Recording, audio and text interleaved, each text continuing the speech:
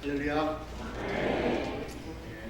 예수님의 이름으로 환영과 축복합니다. 옆에 있는 분들랑 인사해 볼까요? 참 잘 오셨습니다. 예수님의 이름으로 사랑합니다. 축복합니다. 모든 세대가 모여서 함께 예배드림이 참으로 기쁘고 너무 감사합니다. 여러분, 오늘 9월 1일입니다. 9월이 되었어요. 다음 주면 추석이라고 하더라고요.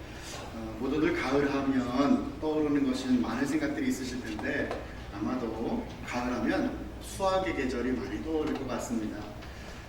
가을 수확하면 또 떠오르는 이스라엘의 절기가 있습니다. 바로 초막절이에요. 장막절이라고도 하죠. 영어로 하면 The Feast of Tabernacles이라고 합니다.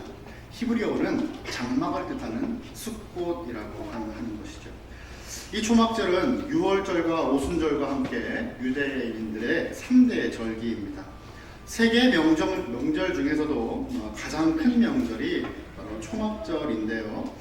유월절이나 초막절 둘 다 큰 명절이지만 농사의 시작과 맞물리는 유월절과 추수로 끝이 나는 초막절을 비교해보면 분위기는 초막절이 더 자유롭고 그리고 들뜬 축제의 분위기였을 것입니다.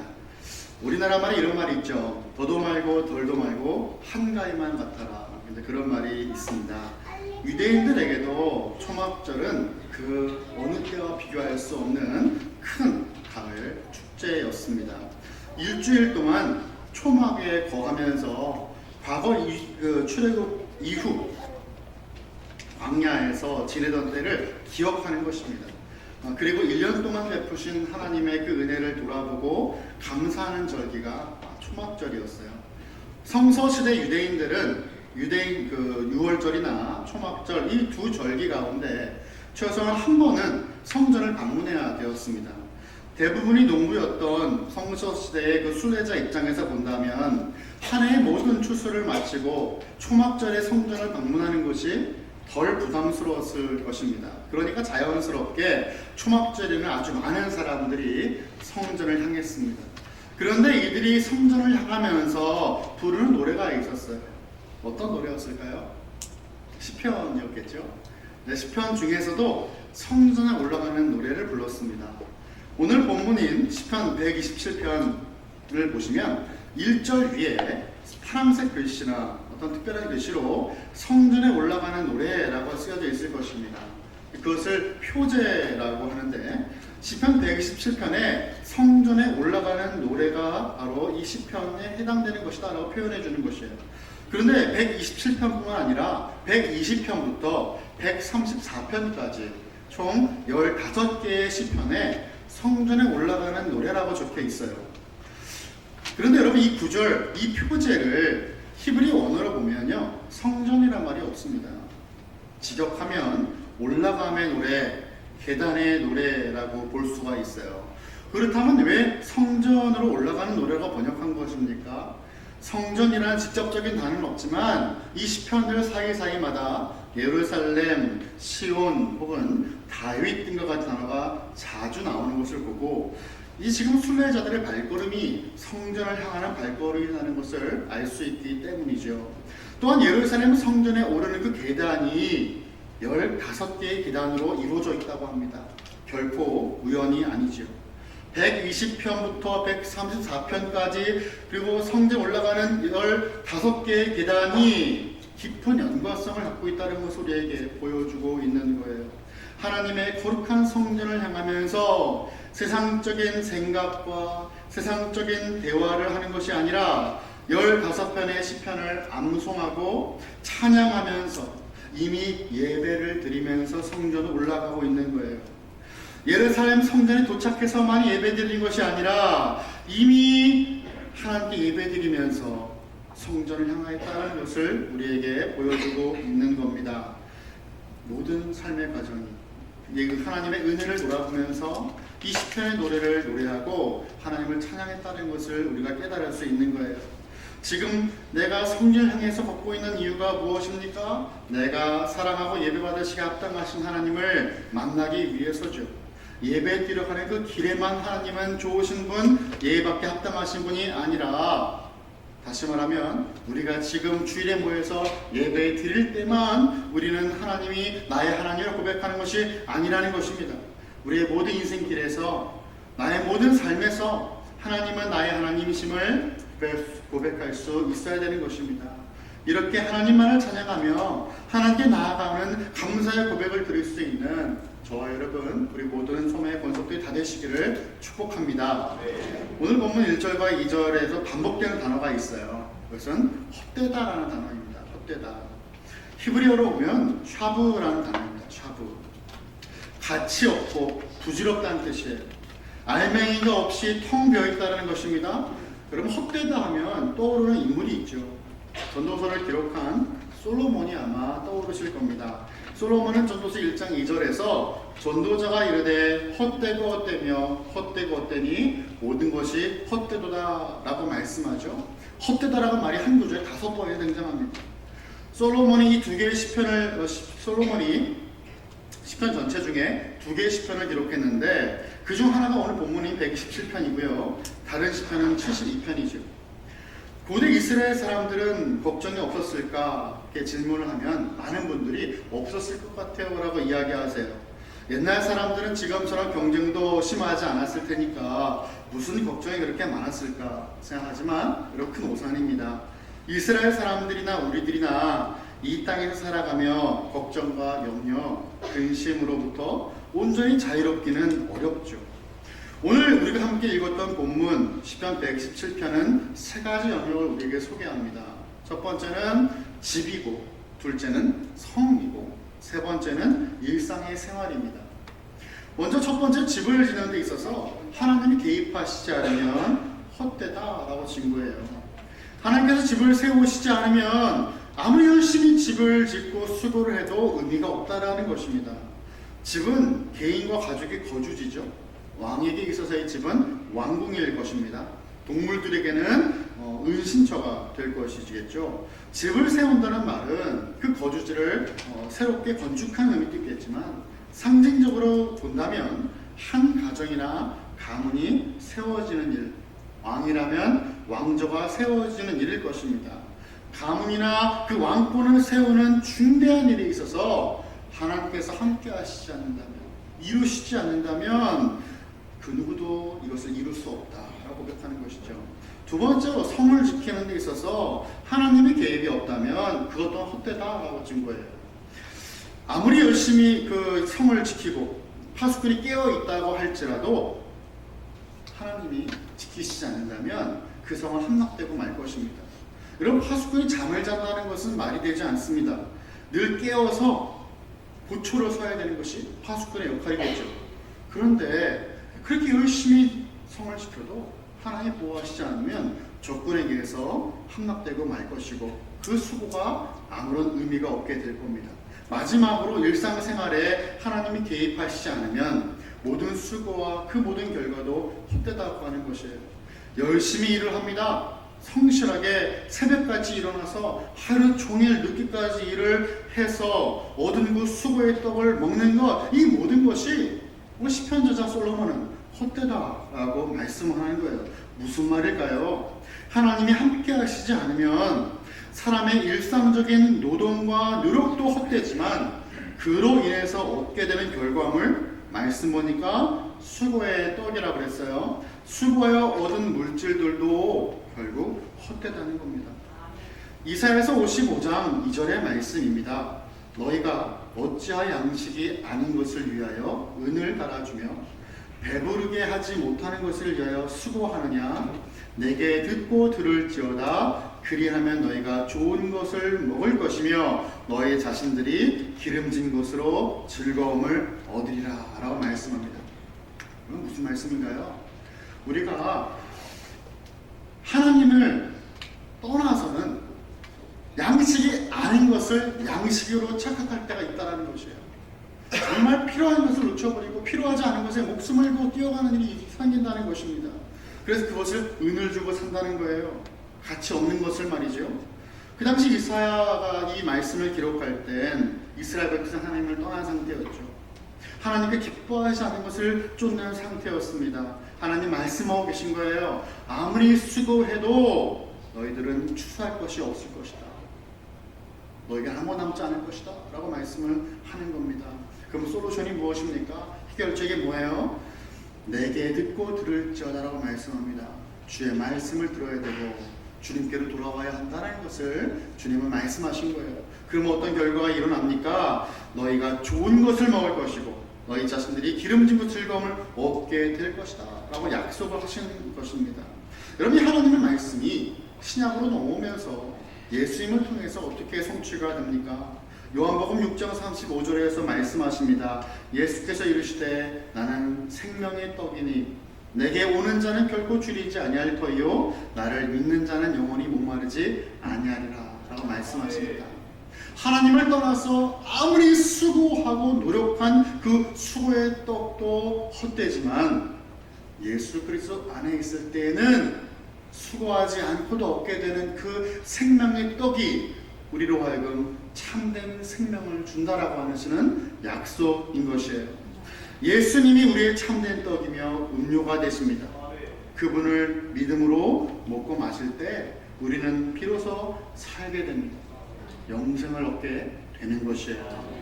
2절을 보시면 헛되다라는 것이 쭉 나열되고 나서 그러므로 라고 말씀을 드리겠습니다. 결론을 맺죠. 어떤 결론을 맺습니까? 여호와께서 사랑하시는 자에게 잠을 주시는도다 라고 말씀하고 있어요. 여러분, 우리 이 말씀을 잘 기억합니다. 그래서 그 주님의 사랑이 꼭 예배 때만 임하죠. 하나님은 나를 사랑하시니까 자꾸 잠이 오나 보다. 여러분, 이 말씀은 그렇게만 해석할 수 있는 말씀이 아닙니다. 잠을 자는 것, 쉼을 얻는 것이 하나님의 복으로 등장하는 것이죠. 참된 안식입니다. 일찍 일어나서 잠자리에 들기까지 앉지도 못하고 열심히 일을 한 그 사람들에게 현실적으로 가장 필요한 것이 뭘까요? 쉼일 것입니다. 잠일 것입니다. 여러분, 헛되다라고 사용하는 히브리어가 샤브다라고 말씀드려요. 샤브. 근데 잠에 해당되는 이 히브리어가 쉐나입니다. 우리 한국어로 들으면 되게 다른 단어인 것 같지만 히브리 언어를 보면 생김새가 상당히 비슷하게 생겼어요.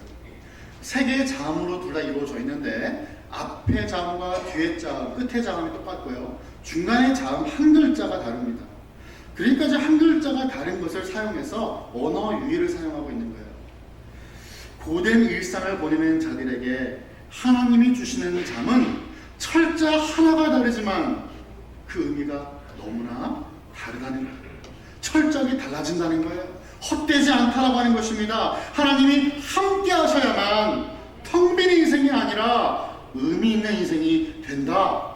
헛되지 않게 된다라는 것입니다. 우리가 정말 필요했던 것, 그렇게 갈망했던 것은 하나님을 떠나면 결코 얻을 수 없는 것이다 라고 솔로몬은 우리에게 증거하는 것이죠. 우리가 살고 있는 이 시대는 그 어느 때보다 우리의 소유, 돈을 더 많이 쌓는 것이 성공한다라고 착각하게 만드는 것 같습니다. 결국 가족까지 내팽겨치고 일에 모의가 되어 살아가죠. 물론 신앙도 뒷전입니다. 결과가 어떻습니까? 하나님만이 주시는 그 참된 평안과 쉼, 안식을 잃게 되겠죠.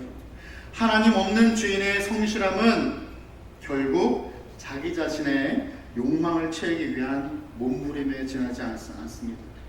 여러분, 우리는 뉴스를 통해서 그런 예들을 많이 접하죠. 세상에서 그 정도로 성공한 사람들이라면 잘 먹고 잘 살 수 있을 것 같은데 결과가 결국엔 끊임없는 자신의 욕망과 욕심 때문에 범죄로 끝나는 것을 많이 접하게 되고 보게 됩니다. 하나님 안에서만 참된 쉼이 있는 것입니다. 예수님은 요한복음 14장 27절에서 말씀하세요. 평안을 너에게 끼치노니 곧 나의 평안을 너에게 주노라. 내가 너에게 주는 것은 세상이 주는 것과 같지 아니하니라. 너희는 마음에 근심하지도 말고 두려워하지도 말라. 예수님은 세상에서 얻을 수 없는 그 평안을, 그 샬롬을, 비교할 수 없는 그 안식을 주신다고 약속을 하신 거예요. 세상이 주는 것과는 차원이 다른 것입니다. 잠깐 머물다가 사라져버리는, 안개처럼 사라져버리는 그런 평안이 아니라 영원한 안식을 주신다고 약속을 하셨어요. 그래서 우리는 근심하지 않게 되는 거예요. 그래서 우리는 두려워하지 않을 수 있는 것입니다. 세상에서 얻을 수 있다고 생각되는 그 번영들, 성공, 잘됨은 세상의 가치로 판단할 수 있는 게 아니죠. 궁극적으로 내가 애를 많이 쓴다고 얻을 수 있는 결과물이 아니라는 것입니다. 역사를 주관하신 하나님은 한결같으신 분임을 우리는 기억해야 됩니다. 변치 않는 분, 바로 우리 하나님이세요. 그분의 그 말씀 변하지 않는다라고 하는 것입니다. 그 한결같은 사랑은 우리를 늘 품고 계시는 사실을 기억해야 되는 거지요. 하나님의 그 사랑을 기억하는 자에게 어떤 약속이 있습니까? 오늘 본문 2절을 보니까 그러므로 여호와께서 그의 사랑하시는 자에게는 잠을 주시는 도다라 약속하고 계신 거예요.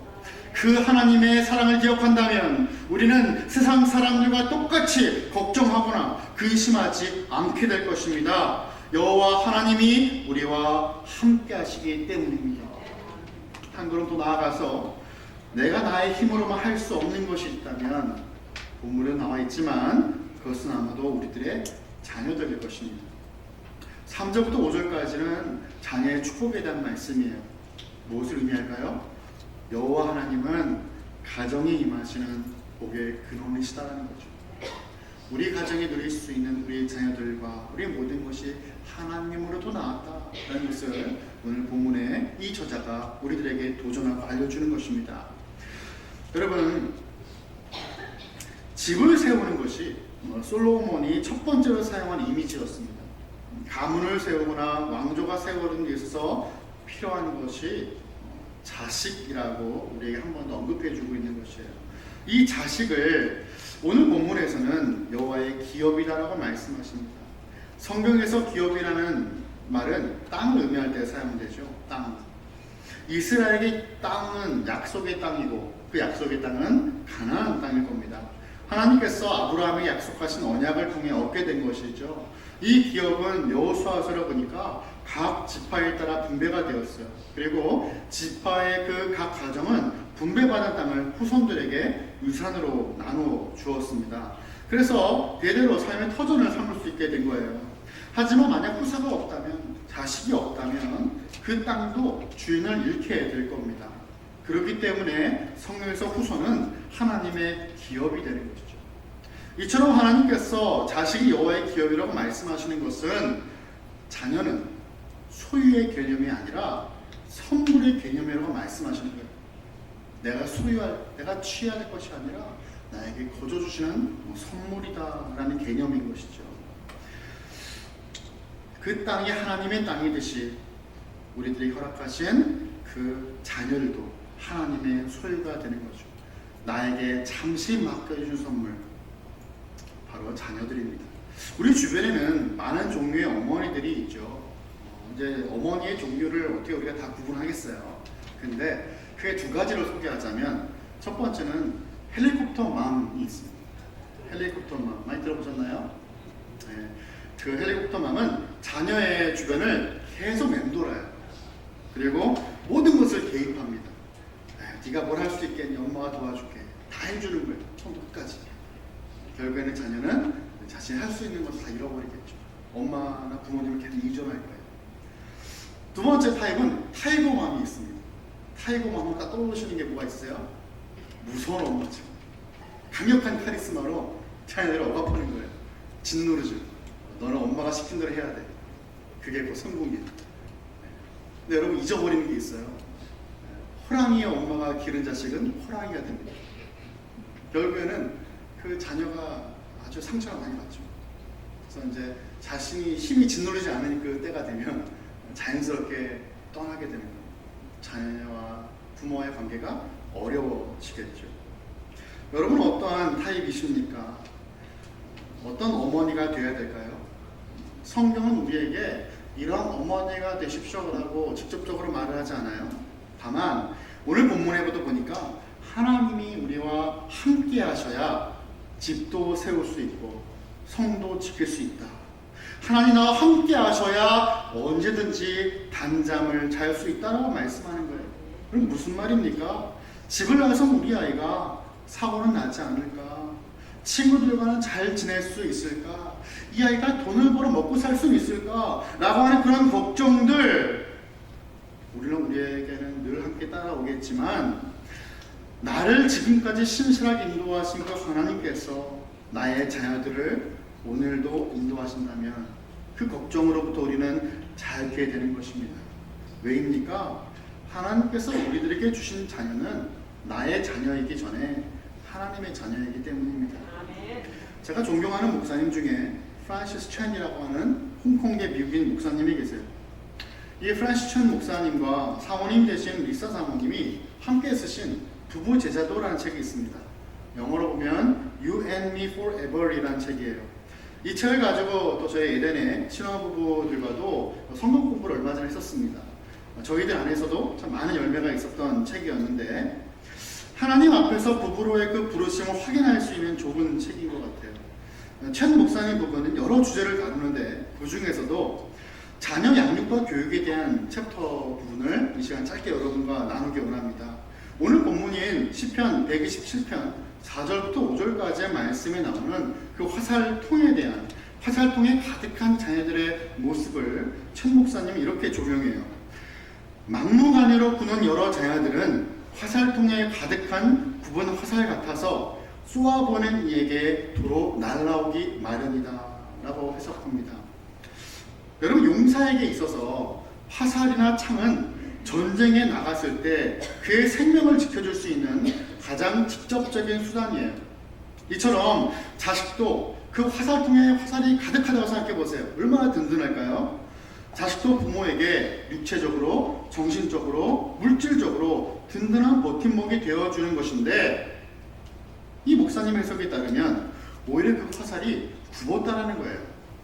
하나님께서 자녀를 주신 것, 그리고 자녀가 많은 것은 분명 축복인데, 현대 많은 사람들은 경제적인 부담이나 늘어나는 일거리, 사라지는 자유 등과 같은 이유로 자녀 양육 자체를 부정적으로 보는 이들이 늘어나고 있죠. 뿐만 아니라 몇 명 안 되는 자녀들이 삐딱선을 타고 방황하면서 하나님을 떠나기라도 한다면 첸 목사님의 말씀처럼 굽은 화살이 되어서 그 활은 쏜 사람에게 부메랑처럼 다시 날아 돌아오게 될 겁니다. 왜 이런 일이 벌어질까요? 결국 자녀 양육에 실패했기 때문입니다. 어느샌가 자녀가 자신의 우상이 되었는지도 모르기 때문이에요. 굽은 화살이 아니라 고든 화살로 양육하고 싶었는데 나도 모르는 사이에 하나님보다 자녀를 더 사랑하고 하나님께서 나에게 자녀를 맡겨주셨다는 그 사실을 망각한 채 자녀가 나의 소유라고 생각하는 겁니다. 선물이었는데 소유가 되어버린 거예요. 그렇다면 자녀를 어떻게 양육해야 되는가? 첸 목사님은 하나님께서 주신 보석을 제 빛이 나도록 양육하라라고 이야기합니다. 자녀는 하나님께서 잠시 맡겨주신 보석이라는 거예요. 이런 보석은 돌이죠. 하지만 이 보석 어떻게 가공하냐에 따라서 그 가치가 달라집니다. 더 아름답게, 더 빛이 나게, 하나님의 그 형상을 더 본받을 수 있도록 자녀를 양육하라는 것입니다. 자녀들이 예수 그리스도를 믿고 엄마 아빠의 자녀가 아니라 하나님 아버지의 자녀라는 사실을 끊임없이 꾸준하게 평생 동안 알려주는 것이 부모의 역할이며 소임이라는 것이에요. 내가 우리 예수님을 믿고 사랑하듯이 우리 아이들도 참된 주인이신 예수 그리스도를 Lord and Savior, 구세주로 믿고 고백할 수 있도록 돕는 것이죠. 우리 자녀의 구원을 우리의 노력으로 얻을 수 있는 것은 물론 아니지만 우리를 믿고 우리에게 맡겨주신 하나님의 자녀라면 하나님께서 친히 구원하실 것을 믿음으로 하나님께 맡기는 것, 끝까지 기도하는 것입니다. 우리 아이의 참 주인이신 하나님께로 돌려보내는 것이죠. 하나님은 우리에게 우리들의 자녀의 영역조차 당신께 맡기기를 원하시는 겁니다. 왜입니까? 우리 하나님이 안 계시면 처음부터 모든 것이 헛된 것이었기 때문이에요. 그런데 만약 내가 사랑하는 내 자녀만큼은 하나님께 맡길 수 없다고 한다면 그것은 오히려 하나님 온전히 믿지 못하고 의지하지 못하는 모습일 겁니다. 저는 오늘 말씀을 마칩니다. 성서시대 이스라엘의 경우에 부모와 자녀가 함께 초막을 짓고 일주일 내 초막절 축제 기간 동안 그곳에서 먹고 자는 경험을 했습니다. 그 시간들은 아마도 이스라엘 그 자녀들, 이스라엘에서 태어나고 자란 그 자녀들에게는 특별한 추억이 되는 날이었을 거예요. 홍해를 건너지 못한 자녀들, 광야를 경험해보지 못했고 불기둥, 구름기둥을 보지 못했으며 만나를 먹어보지 못한 자녀들이지만 부모의 모습을 통해서 하나님을 만나게 되는 것입니다. 부모님의 그 하나님이 이제 나의 하나님이 되는 것이죠. 이것이 오늘을 살아가는 성도들에게 의미하는 바가 무엇입니까? 초막을 짓고 일주일 동안 캠핑을 하라는 얘기가 아닙니다. 우리 자녀들에게 우리가 경험한 그 큰 은혜를 끊임없이 맛보게 하라는 거예요. 교회에서 엄마 아빠의 모습이 가정에서도 통일하게 비춰져야 되는 것입니다. 엄마 아빠의 믿음이 간증이 이제는 우리 아이들의 삶에 이제는 살아계신 하나님으로 와 닿아야 되는 것이에요. 그렇다면 자녀가 없는 부부들이나 청년들은 어떻게 적용할 수 있을까요? 하나님이 나에게 주실 그 기업을 우리는 기도를 통해서 준비할 수 있습니다. 또한 자녀가 없었던 바울이 믿음의 아들 디모데를 만나 제자로 양육했던 것처럼 우리도 예수 그리스도의 제자를 양육할 수 있을 것입니다. 창세기 1장에 보면 하나님이 태초에 모든 것 창조하시고 사람을 만드시고 복을 주셨어요. 생육하고 번성하라고 말씀을 주셨고 축복을 하셨는데 그 말씀을 이제는 우리는 예수님께서 지상대의 명령으로 주신 그 말씀처럼 모든 민족을 제자 삼아 복음을 증거하라고 하는 말씀으로 기억하고 지키며 행할 때 우리의 삶 가운데서는 넘치는 하나님의 아름다운 기업들이 일어나게 될 것입니다. 그 하나님의 아름다운 기업을 소유하고 하나님의 아름다운 기업을 증거하는 아름다운 소망의 권속들이 다 되시기를 우리 주 예수 그리스도의 이름으로 간절히 축원합니다. 기도하겠습니다. 사랑하는 하나님 아버지, 우리의 삶의 모든 영역과 부분이 하나님께서 이루시고 허락하신 열매난 사실을 깨닫게 하시고 감사의 고백이 끊이지 않게 하여 주옵소서. 하나님께서 우리들에게 믿고 맡겨주신 하나님의 기업에 있는 우리 아이들을 축복하오니 우리가 믿는 예수님을 우리 자녀들도 동일하게 고백하게 하여 주옵소서. 예수님의 이름으로 기도합니다. 아멘.